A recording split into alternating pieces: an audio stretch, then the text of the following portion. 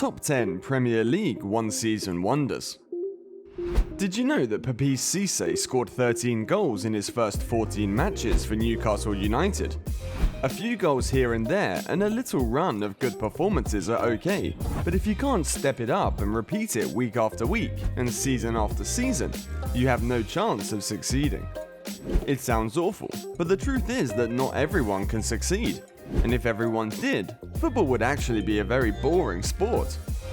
The Premier League is without a doubt the toughest league in the world, and in this league, we've seen a lot of players come in and take the league by storm, only to look like a shadow of themselves in the following seasons. Here are 10 of the best Premier League one-season wonders.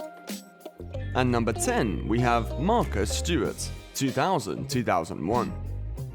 In the 2000-2001 season, Ipswich Town legend Stewart contributed to their European success with a respectable 19 goals. The fact that he led his team into the UEFA Cup at a time when teams actually wanted to play in Europe gives him some consolation, despite the fact that he regrettably did not get an England call-up. Most Ipswich Town fans will remember Southampton on April 2nd, 2001 in the Premiership, live on Sky and at the Dell under the floodlights, when Marcus scored a fancy Panenka penalty in the 71st minute of Town's 3-0 victory to complete his hat-trick. At the end of the season, he was 2 goals clear of Thierry Henry of Arsenal and was only beaten by Jimmy Floyd Hasselbank of Chelsea in the race for the most league goals.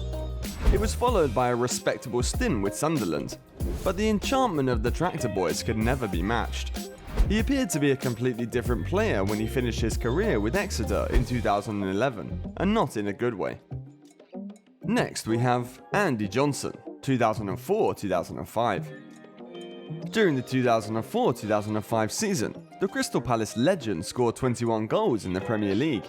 Old AJ's performance was only surpassed by a certain Thierry Henry. He wasn't that old though. He accomplished enough to be selected for the England squad, albeit very briefly, despite the fact that his bald bonce made him appear older than he actually was. Selhurst Park will always be the ground that defined his career, despite stints with Everton, Fulham and Queen's Park Rangers. In that season, he scored 11 penalty goals for the Eagles, but let's not spoil his moment. He returned to Palace in 2014 and is now retired and works as an ambassador for the club.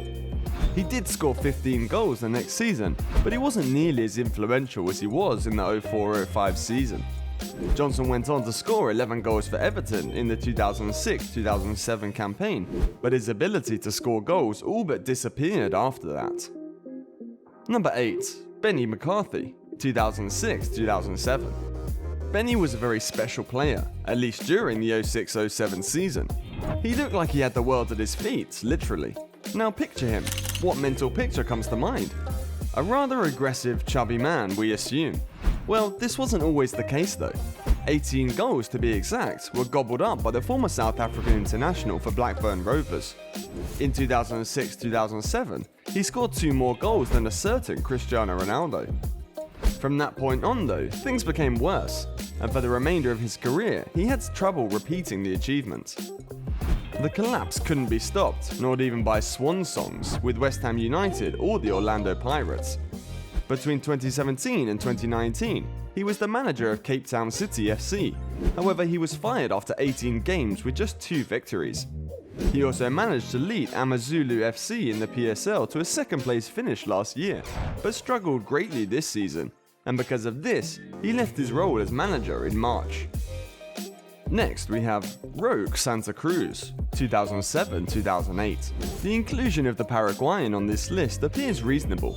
In the 2007-2008 season, he scored an incredible 19 goals for Blackburn Rovers, finishing behind only Cristiano Ronaldo, Fernando Torres and Emmanuel Adebayor in the Golden Boot race, and he never looked back. Oh wait, he did, and ever since then, he's been pretty much awful. The Paraguayan played in the Premier League for 3 more seasons, but he failed to score even half as many goals during those years as he did during his remarkable first season. A one-season wonder in every sense of the word. Santa Cruz had a good run at Malaga before joining Cruz Azul in Mexico in 2015. He joined Club Olimpia in 2016, a Paraguayan team, and currently plays for them. Santa Cruz, who will turn 41 soon, has scored 66 goals in 148 appearances since returning to his own country, showing signs of his previous form. Number 6. Michu, Swansea, 2012-2013. At this stage, any Swansea Spanish player is practically synonymous with a one-season wonder. Michu had a 15-goal season with Rayo Vallecano in La Liga prior to joining the Welsh team for £2 million, and he utterly tore up his first Premier League season. Everyone is familiar with Michu's legendary one season of brilliance, which is one of the cornerstones of any conversation about the streets won't forget. The Spaniard led the line for Swansea in their 2012-2013 season, tearing up Premier League defences like it was nobody's business, and ended with 18 Premier League goals in his debut season, as well as helping Swansea to the League Cup. He joined the club for £2 million in 2012. He finished behind Robin van Persie, Luis Suarez, Gareth Bale, and Christian Benteke in the scoring statistics, with 18 goals in his first 35 games, earning himself a call-up to the Spanish national team, who were the current world champions. Before joining Napoli, Michu had a second injury-plagued season in England and scored twice in 17 games. He eventually had to retire at the age of 31, owing to a recurring ankle injury. Next we have Mido, Tottenham, 2005-2006. Following prolific runs with Ajax, Celta Vigo and Marseille, the Egyptian forward joined Spurs on loan from Roma. However, similar to those previous campaigns, his first in English football was hampered by injury. However, his second season saw him score 11 goals in 27 games, and he appeared destined to play a significant role in the London side's offence, with players like Robbie Keane and Jermaine Defoe. Though Spurs made his contract permanent, the striker never regained his previous form. The next season, he only managed one goal before being transferred to Middlesbrough. Mido played in the Premier League for an additional 4 seasons in total, but only added 9 goals. Despite his undeniable talent, Mido would never produce another double-figure goal return in a single season for any club. The controversial forward scored 20 goals in 51 international matches for his nation and was a part of the squad that won the 2006 Africa Cup of Nations. His international career ought to have been much more prestigious and decorated, but he had a lot of issues with the Egyptian team. At number 4 we have Mikael Forsell, Birmingham City, 2003-2004.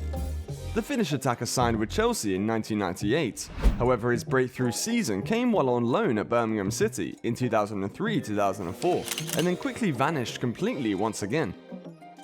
Forsell led the Blues to 10th place in the Premier League with 17 goals scored in 32 games, finishing 5th in the Golden Boot race.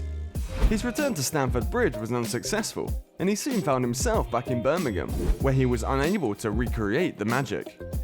All the goals he scored in that remarkable season accounted for half of the Finns' career goals in the English top division. The remaining half was spread out over 96 appearances. Prior to his retirement in 2017, he played for Hanover, Leeds United, HJK, VfL Bochum and HIFK, but couldn't hit the heights of 03-04 season. Number 3. Marcus Stewart, Ipswich Town, 2000-2001. Ipswich Town actually once finished 5th in the Premier League, and in that time a star was born as a result, or so it seemed at least.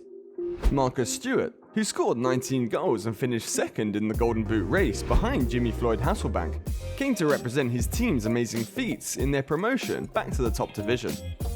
However, both Ipswich and Stewart turned out to be one-season wonders. The following season, the Tractor Boys were relegated, and this was partly because their star forward could only manage 6 goals in 28 appearances. Stewart continued to play in the Premier League for Sunderland for one more season in 2002-2003, but only managed 1 goal in 19 games, failing once more to regain his scoring touch. At number 2, we have Robinho, Manchester City, 2008-2009. As Manchester City started their shopping spree in 2008, Robinho left Real Madrid for a British record fee of £32.5 million. He initially looked like he was going to live up to the hefty fee paid for him, but of course he could only keep up the act for one season. In his first Premier League season, the Brazilian scored 14 goals in 31 games, making him City's leading scorer across all competitions. However, he only played 10 times and scored 0 goals the next season, before returning to his own country on loan at Santos. He was ultimately transferred permanently to AC Milan. Finally, at number 1 we have Papi Cisse, Newcastle 2011-2012. Given that he also scored double digits in 2014-2015, it may be unfair to refer to the former Newcastle striker as a one-season wonder, but there is no doubt the Senegalese player fell short of the standards he established during a blazing start to life in the Premier League. In his first 14 Premier League games, Cisse scored 13 goals, teaming up with Demba Ba for a devastating attack that helped the Magpies finish 6th in the league. Since then, they haven't accomplished this again. In the following 4 seasons, Cisse scored 6, 2, 11 and 3 goals, but he was never able to completely regain those breathtaking heights.